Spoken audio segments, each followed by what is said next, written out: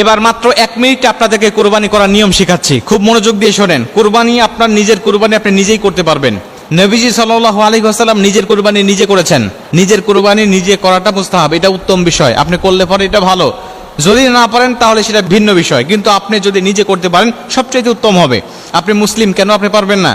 ভাবেন যে হুজুররা তো কোরবানি করার সময় অনেক দোয়া দরুদ পাঠ করে, আমি পারবো না। আমি আপনাকে শেখাচ্ছি কেমনে কোরবানি করতে হয়। প্রথমে মনে রাখবেন যে পশুটা আপনি কোরবানি দিচ্ছেন এটা কোরবানি হবে একমাত্র আল্লাহর নামে।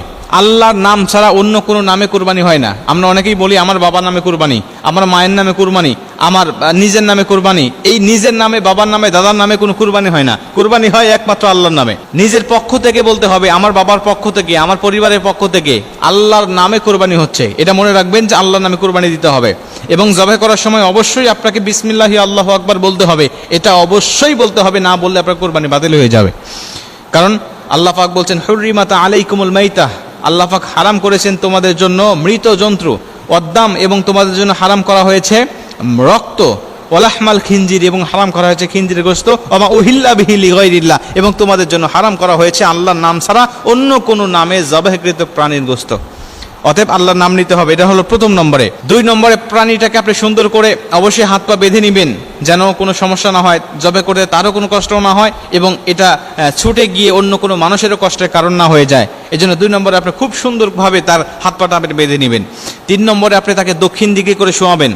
তার মাথাটা থাকবে দক্ষিণ দিকে আর মুখটা থাকবে কেবলা দিকে, উত্তর দক্ষিণ করে আপনি তাকে শোয়াবেন। শোয়ানোর পরে মুখটা হালকা আপনি কেবলা দিকে ঘুরে দিবেন।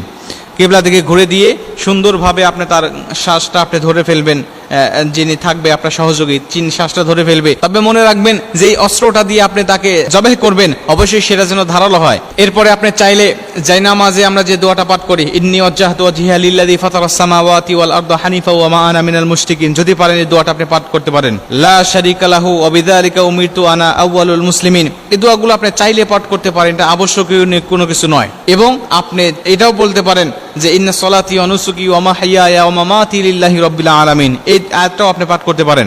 যদি না পাঠ করেন কোনো সমস্যা নেই, শুধু বিসমিল্লাহি আল্লাহু আকবার বললেও আপনার কুরবানি হয়ে যাবে। এরপরে যাদের পক্ষ থেকে কুরবানি, আপনি তাদের নামটা মনে মনে স্মরণ করে নিলেন যে আল্লাহ এদের পক্ষ থেকে কুরবানি দিচ্ছি, তুমি কুরবানিটা কবুল করো। আমার নিজের পক্ষ থেকে কুরবানি দিচ্ছি, আমার বাবার পক্ষ থেকে কুরবানি দিচ্ছি, বা অমুকের পক্ষ থেকে আমি করে তোমার এই পশুটাকে জবাহ করছি, আল্লাহ তুমি কবুল করো। আপনি যদি আরবিটা নাও জানেন, আপনি বাংলা পড়ে আপনি এই কুরবানিটা করতে পারবেন নিজে নিজেই। তবে যদি আপনি দুর্বল হন, আপনার শরীরে যদি শক্তি কম থাকে বা হার্ট যদি দুর্বল থাকে, তাহলে এই দুঃসাহসিকতা আপনি দেখাবেন না।